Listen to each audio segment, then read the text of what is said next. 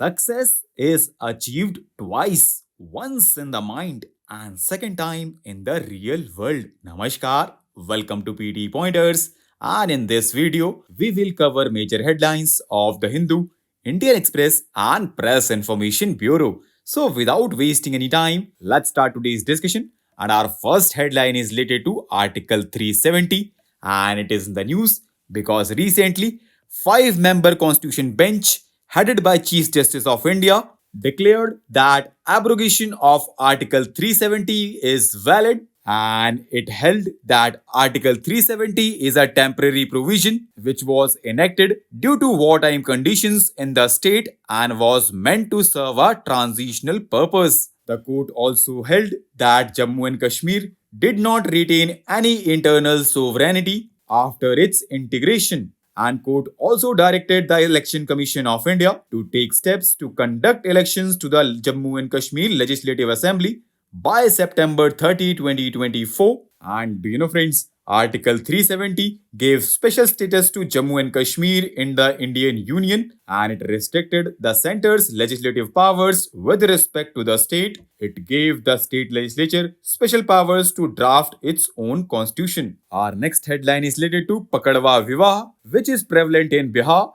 It is a marriage of a groom by abduction, and it is a decades-old social evil which is also against the law. Our next headline is related to Raitu Bandhu scheme, which is proposed by government of Telangana, and it provides farmers with investment support for agriculture and horticulture crops. And as per the scheme, each farmer gets DBT of 5,000 per acre each season for purchase of seeds, fertilizers, pesticides, and other requirements. Our next headline is related to Global River Cities Alliance, which was recently launched by National Mission for Clean Ganga at the United Nations Climate Change Conference in Dubai. And this initiative is aimed towards river conservation and sustainable water management. Our next headline is related to Uvala Scheme, which was launched in 2016 by Ministry of Petroleum and Natural Gas, and it was aimed to make clean cooking fuel such as LPG available to rural and deprived households which were otherwise using traditional cooking fuels such as firewood,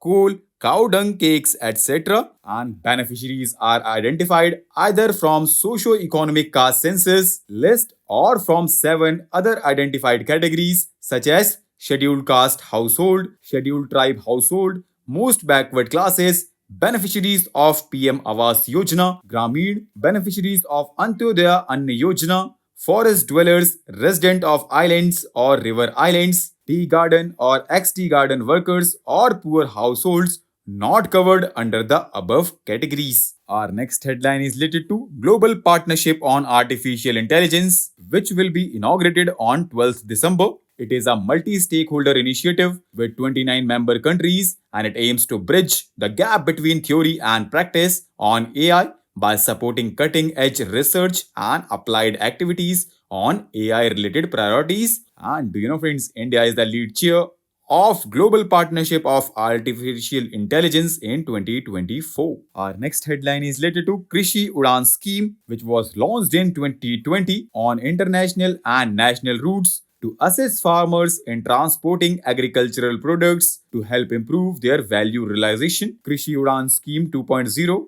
was announced in 2021, and it mainly focused on transporting perishable food products from hill areas, northeastern states, and tribal areas. And this scheme primarily covers 25 airports focusing on northeastern, hilly, and tribal regions, beside 33 airports in other region or areas. Our next headline is related to Indian Forest and Wood Certification Scheme, which was recently launched by Ministry of Environment, Forest and Climate Change. It offers voluntary third-party certification designed to promote sustainable forest management and agroforestry in the country. And this scheme includes Forest Management Certification, Tree Outside Forest Management Certification, and Chain of Custody Certification. It will be overseen by Indian Forest and Wood Certification Council. Our next and last headline is related to Krishna Veni Sangeet Neerajanam, which is being organized by Ministry of Tourism in association with Ministry of Culture,